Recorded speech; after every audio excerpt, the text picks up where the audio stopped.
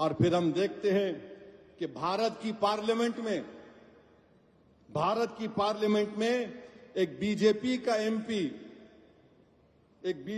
MP एक मुस्लिम MP को बकवास, गंदगी, गाली देता है। एक एक बात, मैंने क्या क्या बात बोलता है। लोग कह रहे हैं नहीं पार्लियामेंट में नहीं बोलना चाहिए था। अच्छा, पार्लियामेंट में नहीं बोलना चाहिए था? बोले कि नहीं, उसकी जबान खराब थी। अच्छा, जबान खराब थी? अरे ये तो अवाम का नुमाइंदा है ना, तुमने इसको वोट डाला। जब अवाम इतने लोगों को मार रही है, जुनैद नसीर को जला रही है, नूह में घरों को 300-350 घरों को बगैर कानून के ड्यू प्रोसेस को फॉलो किए घरों को तोड़ दिए, धर्म संसद में गालियां दी जाती हैं मुसलमानों को, रेप की धमकियां दी जाती हैं, तो ये तो तुम्हारा नुमाइंदा है। उसने गालियां दी, अच्छी जबान इस्तेमाल नहीं की। उस बीजेपी के एमपी ने, अरे वो तो गोडसे की बात कर रहा था, वो नाकाबिल कबूल है। हम तो रोज सुन रहे हैं ना इनको गाली। मैं जानता हूं, मेरी उम्र 8-9 साल या 10 साल की थी। हमारा घर हैदरगुड़े में था, पुराना घर। वहां पर हर कोई आरएसएस के लोग, जब कोई जुलूस होता तो हमारे घर के पास आकर पुकारते, सलाहुद्दीन अवैसी कब्रिस्तान या पाकिस्तान। मैं और अकबर, हमारे एक ताया वहीद भाई जो बड़े ताकतवर थे, उनके साथ बैठते थे। वहीद भाई लकड़ी लेके भागते, ये 25-30 फीट छोड़ के भागते। हम सुने, मैं सुना हूं मेरे कानों से, आज मेरा बेटा सुन रहा है ये। मैं ये समझा कि शायद मेरी जिंदगी में खत्म हो जाएगा, मगर मेरी औलाद सुनेगी, आप सुनेंगे, बच्चे सुन रहे हैं। याद रखो मेरी इस बात को, एक दिन आएगा जब भारत की पार्लियामेंट में किसी मुसलमान का मॉब लिंचिंग हो जाएगा। वो दिन दूर नहीं है, अब वो दिन दूर नहीं है।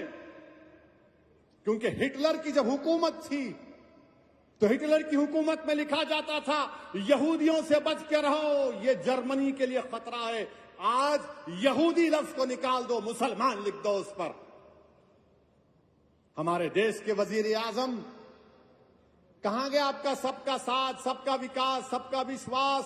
अरे नरेंद्र मोदी जी, जो आपके एमपी ने मुसलमानों के बारे में जो बकवास बकी है, मेरी आपसे गुजारिश है कि उसका चैलेंज करके आप अरब ममालिक के अपने हुक्मरानों को भिजा दो, या हबीबी इस तरह का हम इससे सलूक करते देखो मुसलमानों से, बुझाओ।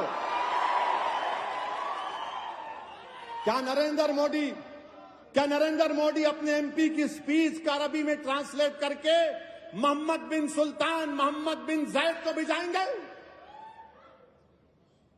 आप भिजाएंगे उनको? बताओ देश के वजीर आजम। क्या तुर्की के अर्दोगान को भिजाओ? देखो हम इस तरह भारत की नई बिल्डिंग में हमारे पार्टी का एमपी ने मुसलमानों को इस तरह कहा है। देश के वजीर आजम कुछ नहीं बोलेंगे। जुनैद नसीर मर गए, वजीर आजम मुंह नहीं खोलते। ट्रेन में 3-3 मुसलमानों को नाम पूछकर गोली मार दी गई, वजीर आजम कुछ नहीं बोलेंगे। पीटा जा रहा है, सतारा में मारा गया, कुछ नहीं। अरे सतारा में तो जो बच्चा शहीद हुआ, अरे देवेंद्र फडणवीस तुम्हारे आदमी ने जुलूस को निकाला था। तुम होम मिनिस्टर रहकर तुम्हारा आदमी सतारा की मस्जिद में घुसता है मौत को लेकर। कैसे होम मिनिस्टर हो तुम देवेंद्र फडणवीस? मगर हमारे वजीर आजम ने इस मुल्क में एक माहौल को पैदा कर दिया कि नफरत करो और राज करो, नफरत करो वोट हासिल करो, नफरत करो सत्ता हासिल करो, इस्लाम को गाली दो, जीत जाओ इलेक्शन, इस्लाम को गाली दो और प्राइम मिनिस्टर, सीएम मिनिस्टर बन जाओ, मुसलमानों को पीटो और इख्तिदार पर आ जाओ। अरे ये कब तक चलेगा नफरत? ये याद रखो, ये नफरत खत्म अगर नहीं हुआ, ये जो आग लगा रहे नफरत की आग, याद रखो ये नफरत की आग में सब आ जाएंगे। हम मरने से कभी नहीं डरे, ना कभी डरेंगे इंशाअल्लाह ताला। हम अल्लाह के नाम पर जीते और अल्लाह के नाम पर मरने वालों का नाम मुसलमान है। मगर इस मुल्क का क्या होगा, इस देश का क्या होगा, जिसको हमने अपने खून पसीने से सींचा, जिसको अल्लामा फजल खैराबादी ने अपनी कुर्बानियों से आजाद किया। इस मुल्क को आजाद कराने के लिए हमारे उलमाए कराम ने जिहाद का फतवा दिया। मौलवी अलाउद्दीन, मौलवी इस्माइल काला पानी की सजा काटे, मगर आज देश की पार्लियामेंट में गाली दी जा रही है और बीजेपी से उसको नोटिस देती है, लव लेटर देती है। मैं पूछना चाहता हूं देश के प्रधानमंत्री, अगर यही बात कोई आपके बारे में करता तो क्या होता आज इस देश में? बोलो वजीर आजम, अगर कोई ये अनाप शनाप गंदगी आपके बारे में कोई बोल देता तो क्या करते आप? आपकी पार्टी के लोग बंद मनाते, बोलने वाले के घर को जला देते। खामोशी इसलिए है क्योंकि गाली मुसलमान को दी जा रही है। सन्नाटा इसलिए है क्योंकि मुसलमान मर रहा है।